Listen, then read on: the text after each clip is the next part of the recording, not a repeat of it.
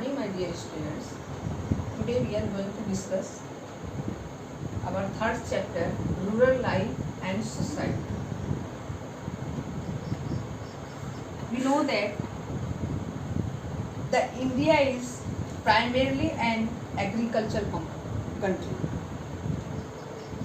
Majority of people depend on agriculture.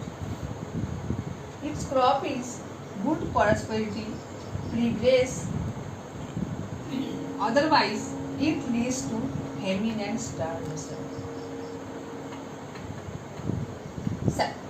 According to Mahatma Gandhi, 75% of our population depend on the village. And very nicely he said, है अपना हिंदुस्तान कहाँ जो बसा हमारे गाँवों. Because 75% of this population staying in village and depending on the agriculture. India's national income, foreign trade depend on agriculture.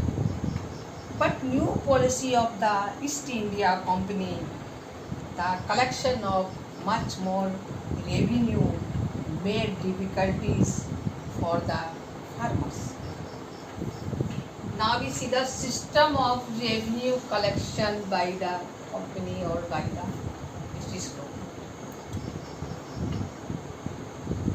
After the Treaty of Allahabad, company was guaranteed the Diwani of Bengal, Bihar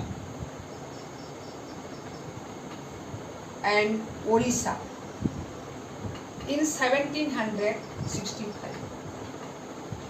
The company started to collecting revenue of the paddy land themselves. They adopted 3 types of collection. First one is their zamindari system or permanent settlement.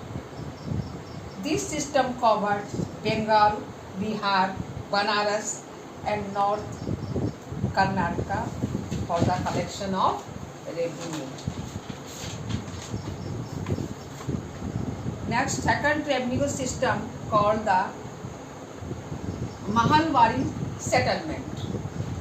Mahalwari settlement introduced 30% of areas of company. Third system is the royalty systems. Native officials in the charge of collecting the revenue, but the company officials supervise the process of collection. Now we see the permanent settlement. It was an agreement between the East India Company and the landlords of Bengal. Fixed revenues.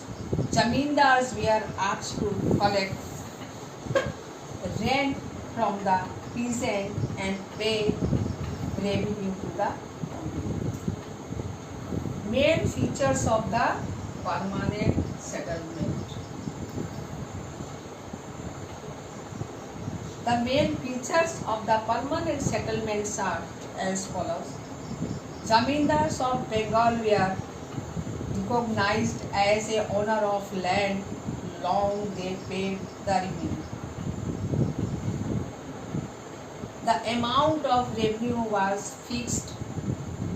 Settlements took away the administrative and judicial function of the zamindars. Effects of the settlement. Now we are going to discuss about what was the effects of the permanent settlement. If the peasants failed to pay revenue to the company, the land were taken away. The cultivable are increased as many wasteland brought under the cultivation. The cultivators lost their independence and self-sufficiency. Now next topic is there cultivation of indigo. The company give the much more importance to the cultivation of indigos because the indigo is a blue color dye which has lots of demand in British, and company also started to invest much more in the cultivation of or plantation of the indigo in India.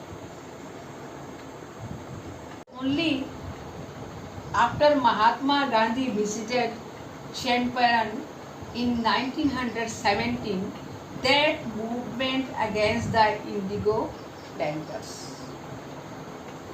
So today our discussion was about the rural life and society of the India, how our peasants got difficulties at the time of company.